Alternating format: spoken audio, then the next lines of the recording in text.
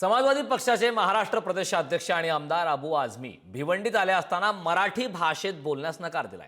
मराठी आणि हिंदीमध्ये फरक काय? मी मराठी बोलू शकतो पण मी भिवंडीत मराठीची आवश्यकता काय, असा सवाल अबू आझमींनी केलाय। तर मराठीच्या मुद्द्यावरून मनविसेचे ठाणे जिल्हाध्यक्ष परेश चौधरी यांनी अबू आझमी यांना चोख प्रत्युत्तर दिलं।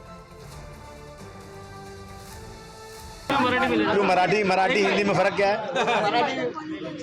अरे मैं मराठी बोल सकता हूँ पर तुम्हारा की जरूरत क्या है? ये भिवंडी है बोले हाँ, लेकिन मराठी बोल सकते ये मराठी जब दिल्ली में जाएगी तो कोई सुन नहीं पाएगा। इसलिए बोल रहा हूँ, समझा? जब यूपी में कोई मैं यूपी में जाएगी मेरी बात तो कोई समझेगा ही नहीं। अबू आझमी, तुम्ही राजकारण इथे महाराष्ट्रात करता, तर महाराष्ट्रातलं राजकारण करताना तुम्हाला उत्तर प्रदेशाच्या भैयांची तुम्हाला पर्वा पडली का? ही भिवंडी महाराष्ट्रात आणि इथे मराठीच चालणार। आणि जर तुम्ही मराठी इथं बोलायला जर तुम्हाला लाज वाटत असेल ना, तर लक्षात घ्या, मनसे स्टाईल तुम्हाला उत्तर देण्यात येईल।